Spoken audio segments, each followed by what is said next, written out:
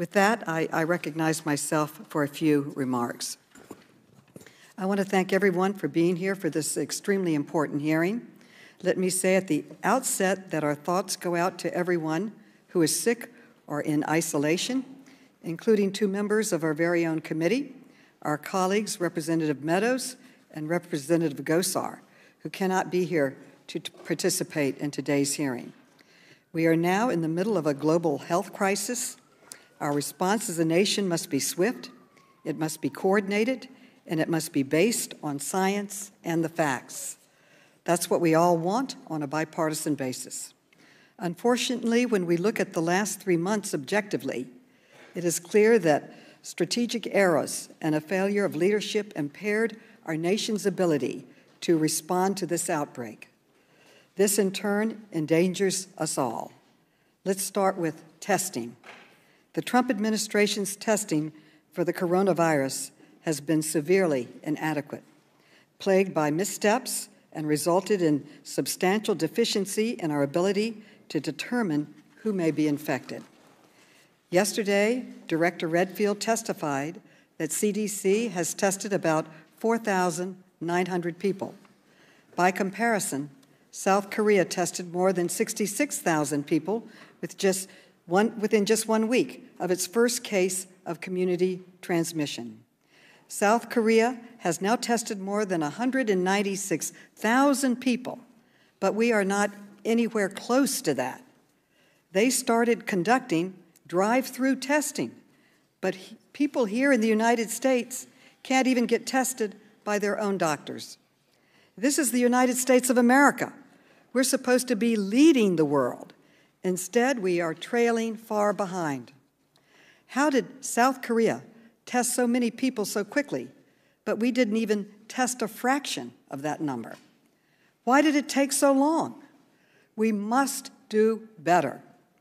Unfortunately, these delays have been systemic. Just last week, the Trump administration promised to deliver 1 million tests by the end of the week, but it did not even come close. On Sunday, they admitted that they delivered only 75,000 tests. That's more than 900,000 tests short. And this was their own stated goal to the American people. Now the Trump administration is saying that they have distributed 1 million tests and will be distributing 4 million by the end of this week. But that's difficult to believe given their record. We need facts, we need information, and we need it quickly. If we don't have testing, we don't know the full scope of the problem. And if you don't test people, then you have no idea how many people are infected. We don't even know where community transmission is happening. We don't know where to direct resources. We are operating in the dark. My question is whether the administration and President Trump is exacerbating the crisis by downplaying it.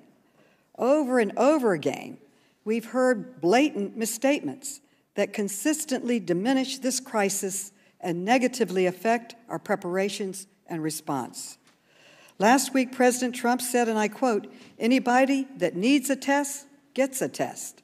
He said the tests are beautiful. He was absolutely wrong. My constituents are telling me they can't get tested. The same is true of President Trump's top advisor, Larry Kudlow, who made this incredible statement 2 weeks ago, and I quote, "We have contained this." I won't say airtight, but pretty close to airtight. The business side, the economic side, I don't think it's going to be an economic tragedy at all. The numbers are saying the U.S. is holding up nicely, end quote. He could not have been more wrong. The stock market just had one of the worst weeks in history, with the single biggest point drop of all time in history.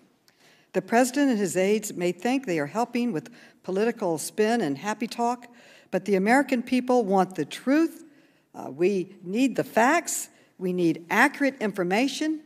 The CDC has now reported more than 647 cases across 36 states, but according to experts at Johns Hopkins and others, the real number is far higher.